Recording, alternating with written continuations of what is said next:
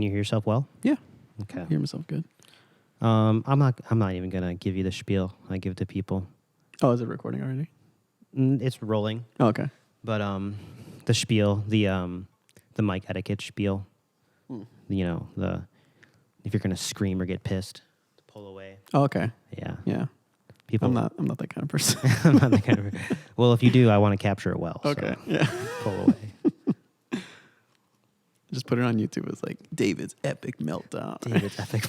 I don't know what the fuck is. We should do that. I hated the new Wes Anderson movie. So The mic's just blown out clip. Yeah. Just peeking. Yeah. Should have gave him the spiel. David, how do you describe your 3 things? Let me tell you what I have for you first. Chicago music pioneer, singer-songwriter, and what's the third thing? Wait, I don't know. I don't know what you mean. Wait, 3 things to describe myself, Yeah. or like just to describe? So those are the 2 that I know for certain in my heart. About yourself? About you. About me? You, the guest. Oh, okay, good. Yeah. What did you say again? I said Chicago music pioneer Okay. and singer-songwriter. Mm-hmm. What would the third be? Friend. Friend. Yeah. Friend to everyone. Yes. Okay. Friend to everyone. All right, cool. I'm going to use that. Cool. Are we rolling? We're rolling, yeah. I just start really quickly. I just go, David Arias, thank you for being a guest today on another installment of Inside the Artist Studio. David Arias is a Chicago music pioneer, a singer-songwriter, and a friend to everyone. David, thank you so much for being here today. Thank you for having me. It's been a lot of fun hanging out with you. I don't think I've just like hung out with you in many years. So It's been years, fun honestly. to just hang out and chill. When was the last time we like chilled? I think it was like when I was living at the D. No, honestly, I feel like this may have been the last time was when you helped me with the alternator in my car. Do you remember that? I do remember that. That was Hey, I have nightmares about that one extra bolt. that was ridiculous. Yeah. Yeah. Okay. So we were doing that, and I thought that you knew how to do it. And like in the middle of doing it, you're like, "Yeah, I have no idea what I'm doing." I'm like, what? I had never done it before. No, it survived after that, like the alternator for like 2 years. Yeah. After that, so like that was a great job, dude. I've replaced a few alternators in my day, but I had never done one on your car. Because the Honda's like super complicated, right? We had to take apart like half the top of the engine. It felt like all of those things, and it was freezing cold in your parents' garage. Yeah. It was like 30 degrees maybe. Yeah. And we're just freezing our asses off, Looking at a taking YouTube apart video. your car. Yeah. Yeah. That was great. And I remember my dad would keep coming in, just being like, "All right, if you mess it up," like he would just like, "If you're gonna mess it up, whatever, that's on you. You got to pay for it, whatever." I'm like, we'll figure it out. Was he? I felt like he was encouraging. Was he encouraging? No, it was more like passive aggressiveness. Oh, okay. I read it as encouraging. Like, oh, okay, he's back to check on it. As long as it made you feel comfortable, like we needed that for sure. That was so funny. I forgot that we did that. I think that was the last time we like hung out, really. You were still. Oh, were you not at you had moved already? That was literally. I from if I remember correctly, I think that was like the last week I was living at the DZ because I remember moving back into my parents' March of 2017.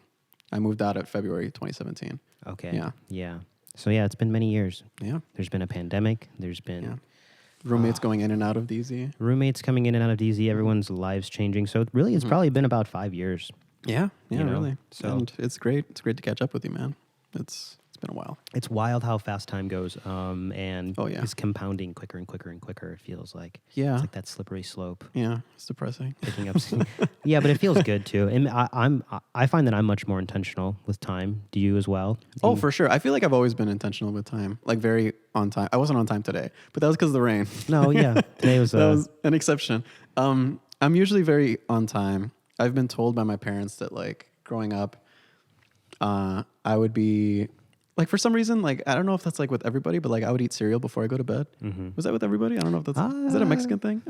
I don't. It could be a Mexican thing. I would eat anything before I went to bed. Oh, okay. You just liked cereal, perhaps. Yes, but like it was just like a thing like in our family. I guess it's like in a lot of Hispanic families to just eat cereal before bed. Like that was like the snack before bed. So every day at 8, I'd sit down at the kitchen table, make myself cereal, I'd eat, and then I'd put myself to bed. Like they never had to worry about me, you know? Okay, So yeah. I'm very like everything's got to be on time. David's got to figure it out. Yeah. He's got the internal schedule. Yeah. That's awesome. Yeah. So. Well, that's good. That's a good skill to have learned early. For sure. It definitely helped my parents out because they didn't have to worry about me. You know. Mm-hmm. They can count on David. Oh, yeah. So let's talk a little bit about when did you first start making music? I first started making music with the brothers around 2008. Or 2008 is when we started the band, and that's when we were learning our instruments too at the same time. But like officially, like when we had like our first release, like the first songs that we wrote was like 2010-ish, 2009, 2010. Okay. It was really fun. And I don't know. From there, like I started recording. Oh, excuse me, I'm going to burp, but I have to burp. Yeah. Mic etiquette. Did you hear that? We're going to get dinged for that. Dinged? Yeah. So Like many people YouTube? just clicked away from this video right now. YouTube's going to demonetize this. But yeah, like around like 2013 is when, because do you remember Teddy Colts? You remember Yeah, I Teddy? remember Teddy. Yeah. Yeah. Teddy recorded us. He recorded like our second EP. Oh shit, sorry. He recorded our second EP. He brought over his laptop. He showed us how to do everything. And then from there, I'm just like, oh, this is really cool. Like I want to do it myself. So like we use our old laptop, and then I eventually bought my own desktop. And then from there, I started recording my own ideas. Yeah. And then I didn't really use them until like 2018, I want to say. I just had a bunch of ideas, but then like, you know, like with Avantis, like I would show the brothers and be like, oh, that I really, really like that. Like, why don't we do something with it? See how it works as a full band. Yeah. Some of them would be like good, some of them wouldn't. And then when the pandemic started happening, I started writing some more. And I just realized like I really like these songs, even if like, you know, we can't do anything with them Avantis wise. Like I want to release them because they mean something to me, you know? Right, So, absolutely. yeah. And that's your newest project, Yes, Troygo. Troygo.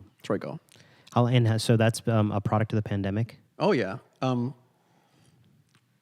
little bit before the pandemic started, I was seeing somebody and like I showed her some of my ideas and she's like, you really like you need to do something with this, you know, like just release them by itself. This is like 2019.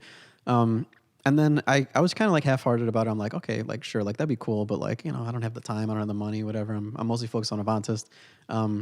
But yeah, the pandemic really kind of shook me awake in doing that because it's like, why not? You know, why not? Yeah. It'll just be fun. More music. Yeah, exactly. More output. It's more music. It's more output. It definitely helps me stress a lot less because, like, I think I realize that it's harder for me to like. They're my brothers. Like, I work with them great, but like, I just really like working by myself. Like, Yeah, I'm it's probably much more efficient. Yeah, it's more efficient is what it is, Yeah. you know? Like, no knock at them at all. It's just like, that's a different work process. And I realize it's like, I have to kind of separate, like, when I'm working with them, it's a different process than when I work by myself, you know? Yeah. So do you that's find the yourself what am I trying to say? Compartmentalizing songs and riffs or just ideas of seeds immediately? Or does it sort of flesh itself out as you develop the song more? It fleshes out as I develop. So what I usually do is like, I just, you know, if I'm feeling it, if I'm like listening to a lot of music that day and I'm just like, I don't know, like something inside of me is just like, I want to make a song like this. You know, I'm listening to a certain artist or a certain song and I'm just like,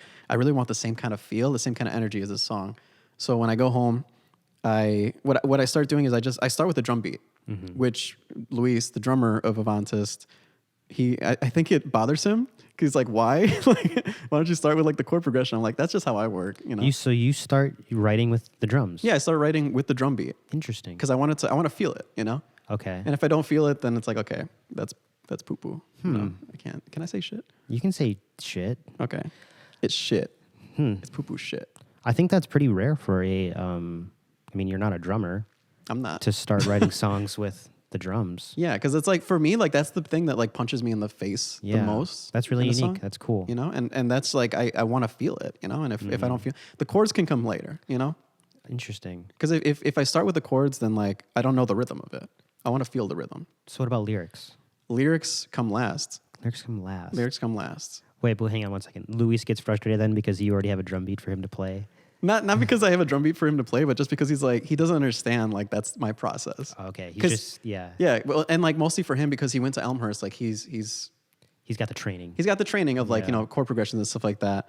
So like whenever like we're writing together, he's always like you know he starts with the chords and stuff like that, and like he takes it like he has his own process and like he's really great at writing too. Yeah. But just like I can't wrap my head around it because I'm like I want to feel this. Like you're just playing chords, and I'm just like I can't do anything with it just yet. But like he has his own process. yeah, I don't know. I think it confuses him a little bit. Yeah, it's sort of a backwards way to begin. For sure. Interesting. Yeah. That's unique though. Mm-hmm. So that's why all those songs hit so hard. Yeah, that's why I want him to fucking punch you in Yeah. the face, you know? Yeah. And the last release you had was 2021, or did you just have something else come out recently? I thought. I had, because I've been doing a lot of like either releasing singles or like EPs or whatever. I released like a 2-track EP in 2021. One of the songs I played today, Time Will Fail Us, with the B-side. And then 2022, I had like one of the biggest projects I did with Troigo, which was a 6-song EP. Oh, cool. And I'm really happy with how that turned out. That one turned out fantastically. That was one of the first ones I worked with. Do you remember Yuki Tasaka?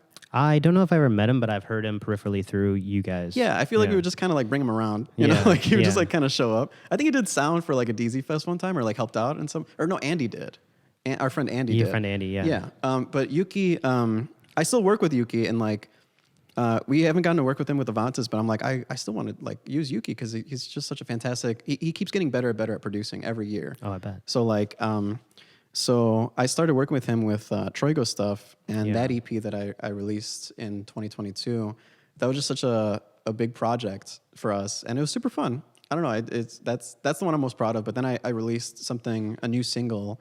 What was it? Like a month ago. Yeah, I thought there was something new. Yeah. What song was that? That was Sudden Hope, which Say it again, sorry. Sudden Hope. Sudden Hope. Yes, I released that in what month? Oh, it was May. Yeah, I released it in May. Yeah, Right at the beginning of summer. yes, right at Or the beginning the of summer. summer season. It's Is that the- just falling on you? Huh? Is that falling? I don't know. I feel like I'm just very like I gotta Yeah. touch everything. Touch it all. That's Yeah. fine. Yeah. Interesting. So cool. That's very good. Mm-hmm. What do you do? What sort of output do you have outside of music? Because I know you to be like a graphic designer as well. Yeah. And videographer and like a video editor and sketch comedian. Yeah. That I miss doing that. I feel like I miss doing. I still do like other things. I still do Photoshop work. Yeah. I do video editing work, depending on like who needs it and stuff like that. Not as often as I did before, because like with that, it's like I was helping Ben out with the posters and stuff, and then with the DZ editing, which was super fun because like it taught me how to do it better. I don't do it so much now, but it's mostly just like with my own projects I do it with, which is like like few and far in between. But with sketch comedy, I really miss that. I bet. Because that was just so fun. Like working on it with like Kevin and Fallis and stuff. Yeah, I haven't really done anything like that since, but I would always want to get back into it. That was cool. Some of the best satire on the internet Thank you. for a good while anyway. That was so fun. And that, I feel like that definitely, like working with Kevin and Fallis, that opened me up. Like as a person, realizing like, oh, I can be funny. I could do this, you know, like I could try this and I could feel comfortable doing it. Yeah. You know, because like, you know, hanging out with my brothers all the time and stuff, like, you know, we make each other laugh and stuff, but I didn't really know it's like, oh, I can make other people laugh. Like I could do that. Yeah. So Fallis and Kevin really helped open me up. I remember one of the first times with one of the first things we filmed together. I went over to their place and I was helping them film, and Fallis and Kevin were doing this some weird like slam poetry. That was the shot. That was the scene, as them doing slam poetry. And I'm like, oh, this is really funny, like that they wrote this and stuff. And then I later found out that they improvised the whole thing. Really? And I'm like, what? Like, why? How did you do that? I don't understand it. But that was some really fun times. I really love that. I miss it. That was hilarious. It cracked me up always. Mm-hmm. So the EP you put out, well, thematically, since you wrote it through, or mostly wrote it through the pandemic, I bet, what sort of themes are apparent in it, or have you reflected upon in it? Yeah. So I have a couple EPs. The first one that I released, like that I wrote through the pandemic, was like I think I released that beginning of 2021. I recorded it like around 2020, and I had a friend master it. Those songs, it was very much about the pandemic. Yeah. And it was very much like because I was dating at the time for like 7 years.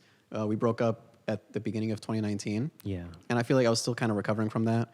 And then being in 2020, I feel like the themes of like the EP was definitely about like, because I'm a very independent person, but what does it mean to be independent and what does it mean to be lonely? You know, like the difference between those two things. And I feel like a lot of those songs reflect that. And it was definitely like a huge reflection of that.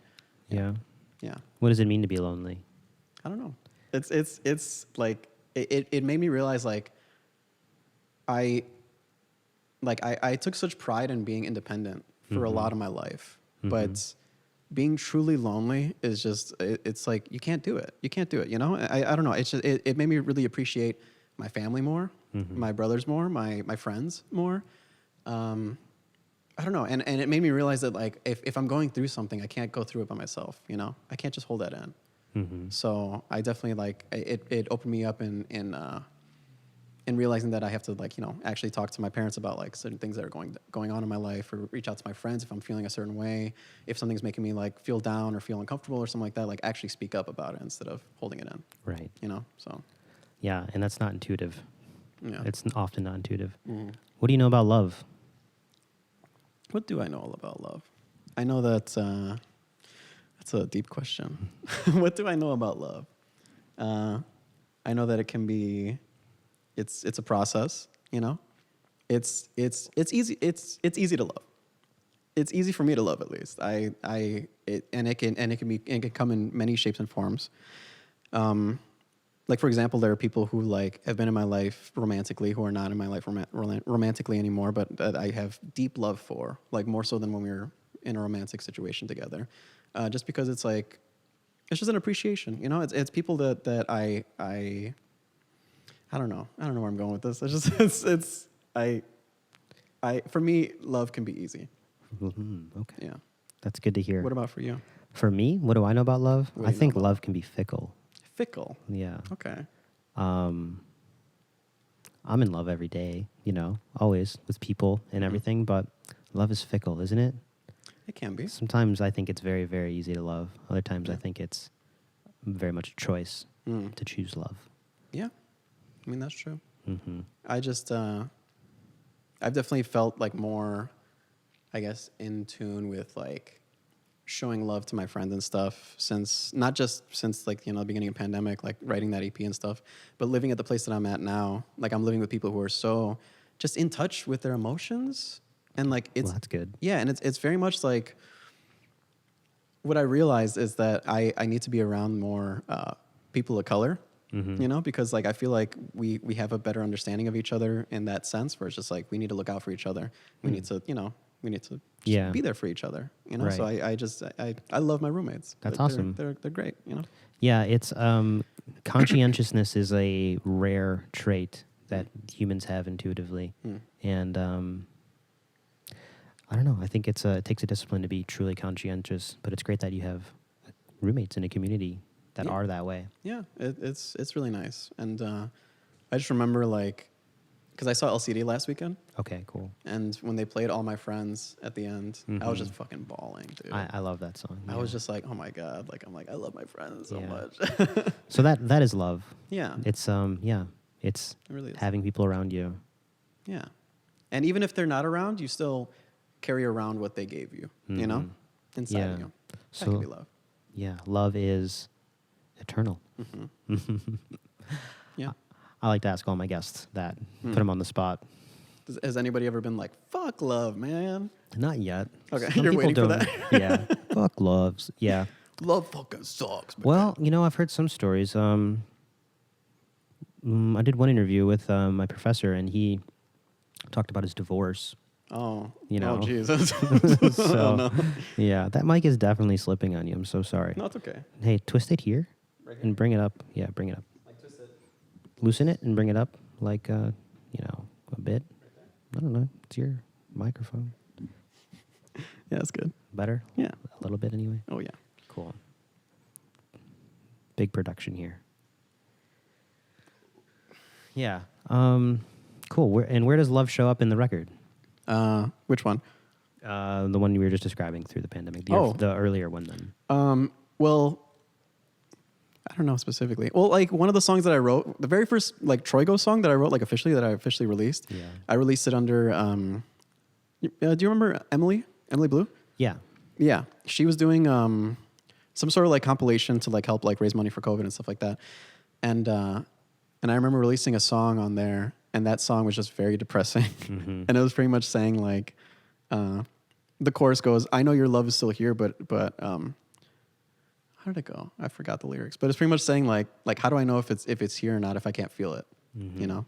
So it's just very much just questioning that, but I found out that it was like just a very depressing song, and I'm like, I don't really want to do that. And this isn't the one I want out Yeah, in the that's the world. one I mean, I did release it, but like, I'm sorry, what was the question again? I asked where love shows up in the record because the reason I ask is because, and sort of what you just described a second ago, it's like you might love someone, but if you're showing someone or if it's not accessible for them, then it's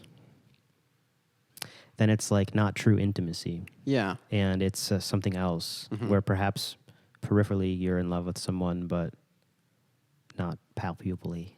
Yeah. I mean, yeah. It was definitely like that made me realize it's like, it doesn't have to be a physical thing to love somebody, you know? You don't have to, like, it doesn't have to be a tangible thing. Yeah. You don't have to be like by each other to love each other. And I feel like because the relationship I was in for 7 years, really, it was very codependent, you know? And it made me realize that like if I'm not around somebody or helping the person that I'm in a relationship with, then I feel like I'm not doing anything. Like, that's not okay. You know, like I should have time to myself. I should have time to be okay and still love from afar, you know? Yeah, most certainly. Yeah.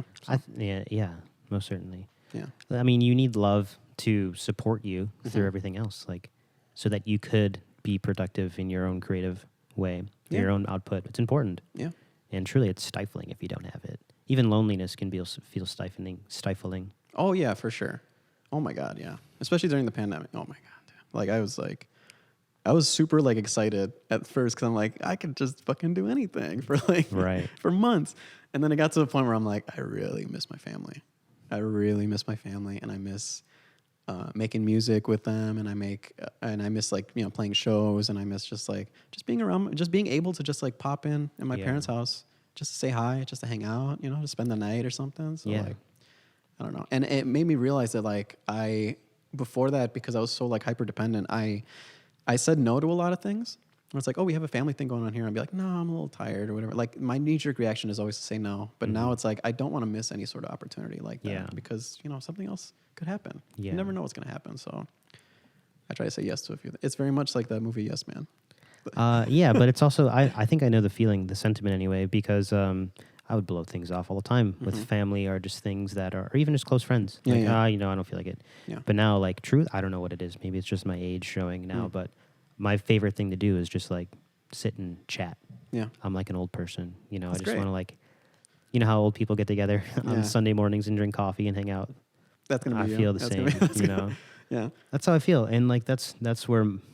Because you asked me earlier if I'm an introvert or extrovert. And definitely an extrovert in that way. Where that's like, good. I need people close to me to feel well, you know. Yeah, I need to be able to wish other people well, too. Yeah, yeah. You know. You want to give that love to other people, you know. Because then otherwise it's just like bubbling up. Yeah. You know, like what can I do with this? Definitely. Yeah. Yeah. So that's interesting. So those are the overarching themes thematically of I guess so. Yeah, that one. It was very like down. Like I didn't mean for it to be. But after that, like the songs that I released, they're super down. I don't know why. I was going through it, I guess. But this newest one that I released, and even the EP before that is like more like hopeful. And I kept hearing like people say like, "Oh, I really love your music. It's very they called it bummer rock." Bummer rock. Yeah. I'm like, cool, thank you. But like also at the same time, like I don't want to be just like a downer, you know? So but I guess like a lot of art comes from pain, huh? It turns out, yeah. It's a good vessel, a good channel for it. Yeah. Do you feel like when you have ideas, like you stew them together, you formulate them, and they develop over time, or when you have ideas, is it more immediate, like more of like an epiphany, where now you have to act on it? Oh, that's a good question. A lot of the songs that I have like in my phone that I'm like, this song is complete. I just want to, you know, get it mixed and mastered. Those songs are the ones where like I would just be at home. I just sit at my computer. I make something quick, and it's like neurons firing off all at once because I'm like, oh, this fits here and this fits here and this lyric that I have here, like I can go over here, change the chord progression with this and that, make the whole song, and I do it in like 2 hours. And I'm like, this sounds fucking great. Like this, like maybe there's some things here and there that I could change, but like if I feel so good about it and I keep listening to it over and over in my phone from there, like I'm like, this is something, like I really connect with this. What was the question? I asked if ideas come from like sitting with them and developing them, if they're more immediate and epiphany. Oh yeah. So I guess for me, it's more immediate. For me, like the songs that I release are the ones that are like that hit me like a fucking freight train. You know. So you prefer to create that way? Yes. Yeah. Oh, for sure. More like flow state kind of way. Mm-hmm. And when you're approaching music, are you doing it in an intentional way where you're like, okay, I want to put out an EP, I want to put out a record, or are you really waiting for the ideas to come? Like, let me rephrase. When you are going to make music, do you treat it like going to work, or do you treat it more like happenstance? Like, do you ever sit down intentionally, like, okay, tonight I have to write a song? No, happenstance. Definitely happenstance. Okay. But there are times when like with the EP that I released in 2022, where I had these 6 songs, and like, you know, I would do little tweaks in here and there because I'm like, I need to get this done before I have to go to Mexico and stuff like that. So like there, like I had to plan it out, but like I did like those songs themselves, they weren't planned out. Right. Like to be together in the same thing. I'm just like, I really like these 6 songs. I'll figure out which order they are. It doesn't matter. You know, like I'm going to make them fit no matter what. Yeah. Yeah. For me, it's happenstance, you know? Interesting. Yeah. Everyone has a different approach, so I'm just always very curious. But it is interesting to me to actually do it like that, where it's like I would actually plan it out. I've never tried that. I would like to try that. More of like a concept album or concept record or something. Yeah. Because like even like when with Avantis, when we released the 2016 or 2018 album or whatever, all those songs were just songs that we just wrote over the years, and then they just so happened we just fucking mashed them together. We're just like, yeah, cool. Oh, we got a record now. Yeah, it's great. Yeah. Yeah. So. But you told me earlier you're sitting on a record with Advantis. Yeah. We recorded it in New York last year, and it's a super emotional album because like it's very bare bones, very stripped back. Like after everything we went through, like during the pandemic and stuff, like there's moments when like, you know, we were gonna like stop being a band because like there was like falling outs and stuff and like this and that, and like from the pandemic we just realized it's like we need to appreciate each other more. We need to talk to each other differently. You know, so like now we have the strongest relationship we've ever had because of it. We have a better understanding of each other. We have, you know, we understand boundaries. We understand, you know, how like not stepping on each other's toes and stuff like that. Yeah. And we communicate when we're not feeling something, you know. And I feel that to me is a better place to be in than where we were before, where it was just like, oh, like we would just like be like writing music and we'd be like fighting. Yeah. It's like, that's not good. Like, that's not healthy. That's not going to last long like that. But this album that we did in New York, it was very stripped down, very bare bones. What we did was we had these ideas and we showed them to Bobby, our producer. And he's like, okay, like this sounds good. Take out the bass, take out the drums. Let's just do it acoustic. Let's do it just you and Fern. You and Fern get into a booth, and Fern's like writing the lyrics. Like he wrote one of the songs about like his girls and stuff like that. And it just made me fucking cry. When we were trying to like record it and stuff. Like I'm like, oh my God, dude, like this is like I love this. I absolutely like I've never like felt I love all the stuff that we've written together, but like that just like really hit me, and like we've never really written something that's like so deep, so much about us, you know? So I'm excited for that. Wow, I'll be excited to hear that as well. Yeah, thank you. Because I mean, what are we talking? 15 years of experience playing as a band together? Yeah. And something like that? Yeah. And even to this point, we're still like learning new things about each other. Yeah. And like how to produce it and how to like write it and stuff like that. Like we always try to strive on like, you know, all of our songs we want all of our songs to sound different. We want to do this, we want to do that, we want to try this style, we want to try that style. Yeah. But like now, like our avant-garde approach, or like, you know, the different approach we're trying with this is like, let's do something we've never done before. Let's do acoustic shit. Let's all sing on a song together. Yeah. And just have that, you know? So like we were just trying different ways. That's awesome. To do. So I'm really excited about that. I'll be super excited for that. Thank you. Do you have a tentative? No. Absolutely not. Okay. It's coming. Cool. That's awesome. I'll definitely be looking forward to that. Thanks, man. What's most immediately in the future or the summer for your work? For Avantis? Or for Troigo? For Troigo, yes. Well, I'm sitting on like 8 songs right now. Okay. I have 8 songs that I'm really excited about. And I don't know. I just need to save up money for it. Okay. Maybe I'll start like a GoFundMe or something. To record it? Yeah, well, because like what I usually do is like my process with Yuki is like I record the drums and everything. I have all the stems and stuff, and then I bring it to Yuki so that he can mix and master it. Okay. So like I already do like the pre-mixing. You're engineering it. And, Yeah, exactly. So I'm doing the engineering, and then I give it to him, and he does the mixing and mastering, and then and then he just sounds great from there. Makes it pretty. He makes it super fucking pretty. Yeah. Like the 2022 one, I'm super proud of how that turned out. So hopefully I could save up money for a new Troiko release. You will. Thank you. You have no choice. You're compelled. I'm driven. You're compelled by it. You do it because you're driven. Do you remember that movie Speed Racer? No. You never seen it? Did it come out in like 2005 or something? It was 2008. I'm really good with movie years. It was 2008. I'm so sorry. Tighten that big one. This one right That one is the culprit. Yeah. It feels loose, doesn't it? I'm so sorry. Man. These things are very... People are just clicking away on very, this video. Very tricky. Yeah, but like the one thing that sticks with me, you got to watch the Speed Racer movie if you haven't. It's Okay. Wachowskis. The Wachowskis made it. Oh, okay. So like it's the Matrix on wheels. It's fucking great. It's like one of the coolest movies I've ever seen. Like it's so stylized, and it's like something that like when they released it, it was very misunderstood because everybody's like, it looks like a kids movie, this and that, but like it was on purpose. Yeah. It's hyper stylized. Yeah. And you don't see many movies that are like that. But one of the lines in the movie was, Racer X was talking to Speed Racer, and Speed Racer's trying to find out why he keeps driving no matter what. Yeah. You know, and Racer X just tells him, it's like you don't get into the cockpit of the Mach 5 because you need to. You do it because you're driven. You know, like, and I love that. So it's like we do what we need to do because we're just fucking driven. You're driven, right? We're driven. You're compelled by something. Yeah. Who knows what? Yeah. That's awesome. Is that intuitive for you? Is that something you've always had? Yeah, I think so. Mm-hmm. Yeah. I just never stopped. Yeah. What is your like most lofty shoot for the moon dream that you embody still to this day, or perhaps it's been revised in your Shoot for the adulthood? moon. Well, I just like, you mean like what my music is gonna accomplish, or what I want my music to accomplish? Your life, your career, your body of work, whatever that looks like.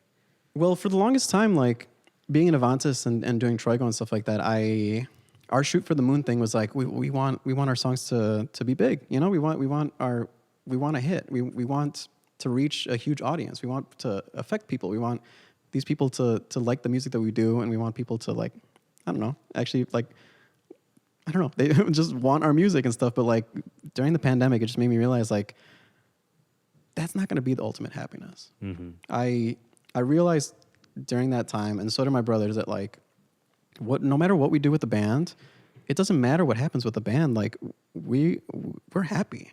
Yeah. We're happy with the music that we made. We're happy with the music that we are making. Like that's enough. You know, like that to me is an accomplishment, is being able to like have this relationship with my brothers, being able to figure that out, you know, being happy with the music that I release. It doesn't matter if it reaches like an audience of like 10 or 100 or 100,000 or whatever. Like I'm happy with it, with what I've been releasing. So my shoot for the moon thing is already here. Already here. You're already doing it. Yeah. So just to paraphrase though, basically to just be working and creating. Yeah.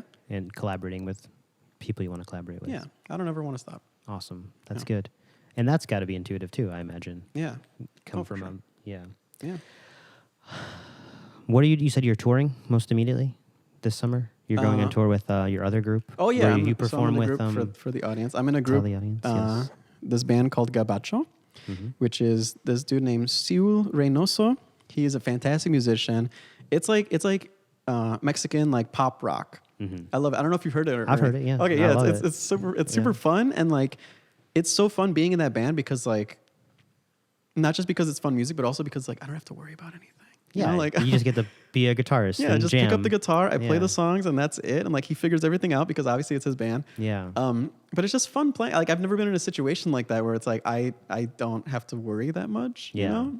And it's just I love doing it. So we're gonna be touring. We're doing like a small like weekend tour in August, but that's about it. Maybe like down the line we'll do like more. But like he feels more comfortable doing like weekend stuff. Yeah. Than being like out of town for like 2 weeks and stuff. So yeah, it's probably better to be home with your friends and family and stuff, and then escape for a little bit. Oh yeah. The other version of it is relentless and can be exhausting. Oh my god. Yeah. The long stint of touring. Last time I did like a long tour I went to Mexico with Gabacho, and that was like for a week and a half. And half the shows we didn't even get to play because like Seal was like dealing with something like some bronchitis type of stuff. Oh no. Excuse me. But we kept we were at a place in Mexico City, this place we were staying at. The person who lived there, they're just like, yeah, I'm gonna be in the United States for like the week. If you could stay there, that's totally fine. So like we were just hanging out there, like checking out Mexico City, and then I don't know, it was a great time. It was awesome. like a vacation. Was that your first time in Mexico? Since I was like 15, yeah. Oh wow. Yeah. Have you ever been? Never been. I want to go. Never been to Mexico. No, my one of my loftiest dreams in life is to ride a motorcycle from here to Baja. Where's Baja? Baja is on the far southwest tip of Baja, Mexico, which is the peninsula Oh, okay. to the west. Oh. As far south as you can get. Wow. So that's like right there, like teetering on like Mexico and then South America. I think you're so far into the Pacific. South America's like nowhere near. I'm bad with geography. Okay, I'll point it out later for you. Just put like a little subtitle. Yeah. David doesn't know where he's at right now. We're talking about here. Yeah. little graphic. Yeah. Well, you know how there's the peninsula to the west. Yes. No, I don't. I'm sorry. Are you kidding? I can't imagine it in my head right now. Okay. If I saw a map, then yes. Yeah. Okay. You've seen it. You're familiar. Trust me. I'm probably But it's 1,000 miles from I think San Diego to Baja. That sounds like such a nice dream. So from here to San Diego. Do you have a motorcycle? Not at the moment. I'm without motorcycle. Did you have one? I did. I think I remember. Mm-hmm. Yeah. I love riding a motorcycle. Mm. It's the most dangerous thing that regular people do. Mm-hmm. But there's nothing like it.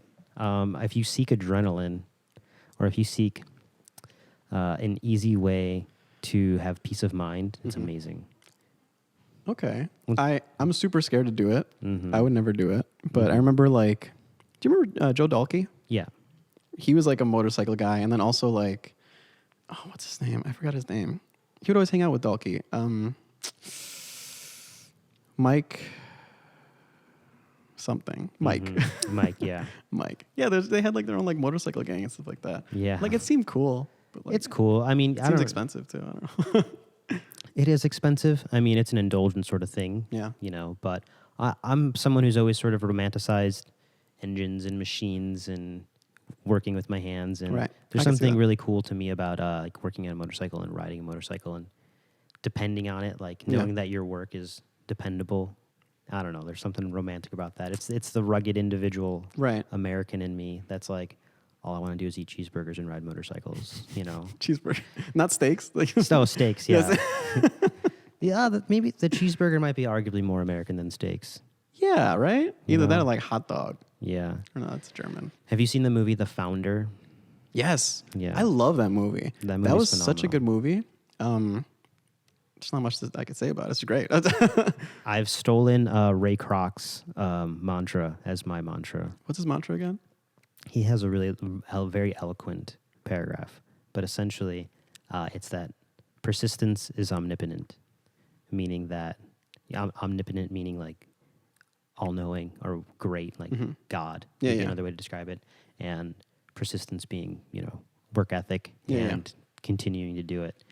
And when you think about the scale of McDonald's and the drive of that man, it's insane. Yeah. It's insane. It's like sick. It's it is sick. Yeah. But I think as I'm undeniably American. I have no choice. Like I want my Big Mac and all that shit. So I get it. I've stolen that I've re-weaponized that for good use for art. Oh, yeah. Art making. Persistence is omnipotent. Yeah. Yeah. Yeah, that's great. I just had McDonald's last night. There you go. It was inevitable. It's inevitable. It was gonna happen. Yeah. You stick around close enough. Yeah. I have a bad habit of like eating junk food when like I'm Out late or something, or just... Yeah, or like when I don't buy groceries. Do you like neglect to eat? Are you one of those neglectors to eat during the day? Sometimes. It depends. Like, because yesterday, like, I had a lot of stuff going on during the day that I just kind of forgot. And then my roommate's like, hey, I made tacos. You want one? I'm like, yeah, I forgot. I forgot to eat. Yeah. Thank you. Yeah. You're just like, he knew. I'm that way too. Like, yeah, with the exception of the bananas we housed a little bit ago, like that's all I've had. We housed those bananas. Yeah, that was great. Yeah. Well, yeah, other than that, I think the only thing I ate today was like this like peach cobbler in the morning, Yeah. which was really good. But like, You warm it up. no, it was room temperature. Room temp. That's fine. It was too. room enough. It Yeah. was warm enough. Yeah, yeah. That's good. Yeah. I love that. Oh yeah. David, Mm-hmm. what should young people know? Not to worry about what people think about you. How do you mean? Like, I'm just thinking like when I was in high school, Mm-hmm. I was super worried about like, I don't know. I very much was a wallflower in high school Mm-hmm. because I didn't want to get in any sort of trouble or any sort of like rift or anything like that with anybody. And I was friendly to people, but I was so worried about that I feel like I definitely missed out on a lot in high school, like making mistakes and stuff, you know? Mm-hmm. Like don't be careful. That's all, I guess that's what I got to say to the youth. Like don't be careful. Like take risks, you know? Not dangerous risks, but like, you know, Push your ask that person out. boundaries. Yeah, ask that Yeah. person out. Like try out for bands or, you know, Mhm. do a play or, you know, I don't know, learn a skill. Sure. Just take those risks. How did you build that skill of doing that? How did I build that skill? Honestly, it had a lot to do with the person who I was in a 7-year relationship with. She was very outspoken, very intelligent, very very daring. You know, sometimes in a negative way, but sometimes in a positive way. Mhm. But it taught me to just kind of break out of my shell, you know, and stand up for myself Mhm. in a way, and just I don't know, see the positive in the world, and see and treat people with respect Mhm. who I don't fully understand. You know, like if there's a situation with like, you know, somebody who's like struggling with like money or somebody who's like struggling with an addiction and stuff like that, to be more caring and more understanding of that, you know? So I don't know, just be a more well-rounded person. Be a more well-rounded person. Yeah. And that really helped with that. What do you think about the interjection of AI in music making? It's fucking sucks. It sucks. It's bad. Mhm. It's not a good thing. There are some things that I see online that are really funny with AI. Like I see like people put like, like they would take like a rap song and then they put like Plankton or Patrick's voice. Have you seen that or no? No. It's really good. Like that's the only. Okay, so they'll like plug in their own lyrics and then It would be voice the lyrics simulator. of the rap song, but like they use AI to implement Patrick or Plankton or SpongeBob's voice in place of like the actual singer. So it'd just be like it sounds like the voice actor singing that song. Yeah. That's like the funniest thing to come out of it. But like other than that, like it's pointless. Like it's really dumb. There's no soul to it. But like obviously like these companies want to use that so that they don't have to pay musicians. You know, Right. it's just another way for capitalism to keep those wheels turning, make What- the most profit. What do you think punk rock will look like with AI as a tool in the writing process? It wouldn't be punk rock. It won't be punk rock. No, not at all. So, do you think punk rock's going to die with this next wave of musicians? Of who can? No, punk Peop- rock never dies because with every what is that? With every reaction, with every what is the what is it For say? every action, there's a positive. For any action, there's a positive reaction. Yeah. Yeah. There's an equal and opposite reaction. Yeah. Yes, So if this AI shit's gonna come out, there's gonna be musicians who come out against it. You know, and like I don't know. You see, like punk rock has never died. Punk in general has never died. There's always been like every generation has had their own like punk version of punk, and like now I feel like a lot of like rap artists, that's punk. That's Yeah. what punk's been. You know, so like the next generation of kids are just gonna be even cooler. I hope so.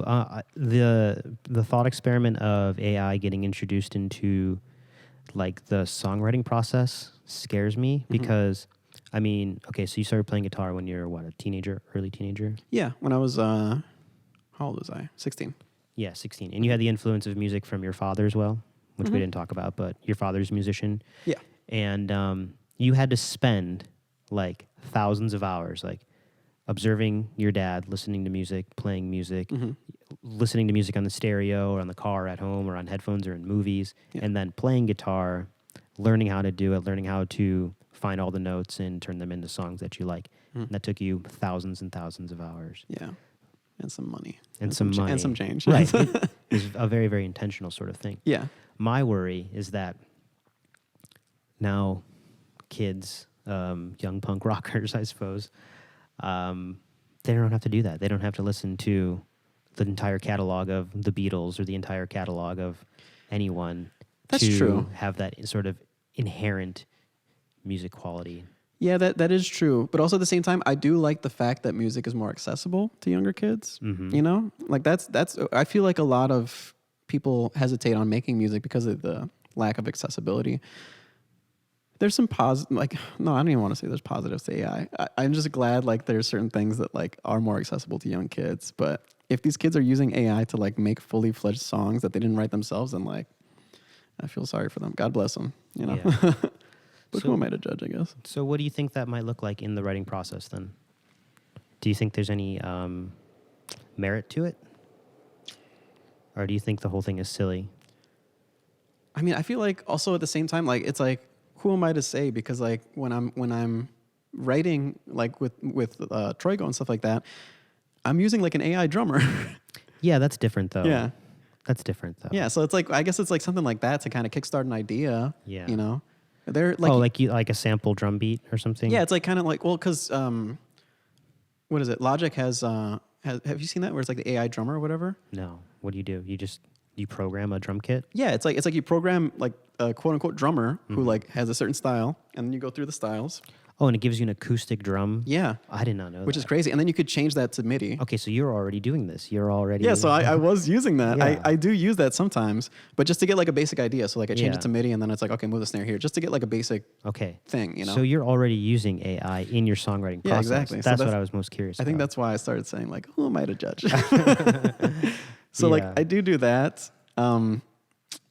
But other than that, it's like I don't do that to like write lyrics or like write the chord progression and stuff like that. That's a whole different thing. That has to come within, you know? Mm-hmm. That's back to your fugue state writing that you were describing earlier. Fugue state, yeah. Yeah. I wake up like when I think fugue state, I think of like Breaking Bad. Yeah, What is it? 100%. I Just think that's show why I up know that naked. term. Yeah, I just show up naked in my room, just like, oh my god, I got to write music I now. gotta- what did I write? And I was like, oh, Or you're just butt-ass naked and your roommate's walking on you like playing guitar. a song already written. Yeah, Yeah. yeah. So that's, but like, I mean, even like, did you see that video that came out recently of Damon Albarn? No, what is this? He's showing how he wrote what is that song? Clint Eastwood. Okay. Oh, yeah. Oh, okay. I have seen that. Yeah, where it's like it was on the oscillator. Yeah, Is that it's what it's already called? existed. Yeah, it already existed, and it's just like it was just inspiration, like just like that. It was Yeah. fine as is, you know. So Yeah. That's a great example of it. inspiration comes in many forms, and if AI does help with inspiration, sure. But if you're using that like 100% for like the whole process and for like the final product, then maybe you should. So do you have a very dystopian view of AI overall, though, outside of that? Oh, for sure. Yeah, it's killing the spirit of any sort of art medium. Interesting. It is. There's no spirit in that. Interesting. And also it's stealing from other artists technically, because like when people do like the AI images and stuff like that, it's taking it's using the algorithm to find images that are very similar to that. Yeah. So it's taking other people's art and just mashing mean- it together like mashed potatoes. Yeah, it is.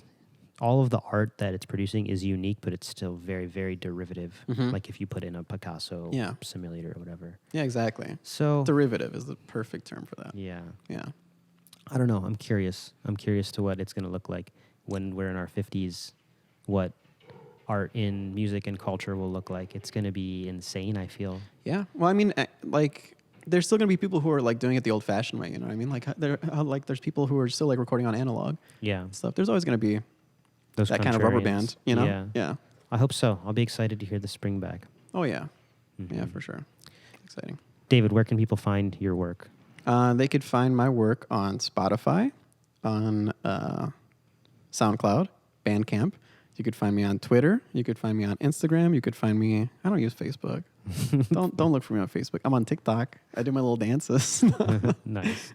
No, I don't do my dances. Tell us the name of your groups again, please. So my band that I have with my brothers is called Avantist, and then the band that I have, my solo project, who I also work on with my drummer Luis, is Troigo. And you also are a guitarist in... Oh, and Gabacho, which will be playing in a city near you. So, Okay. Yeah. David, thank you so much for being a guest today. I really appreciate your I patience. had such a great time, This man. has been fun hanging out. Yeah. I wish you very well. Thank you so much. You as well.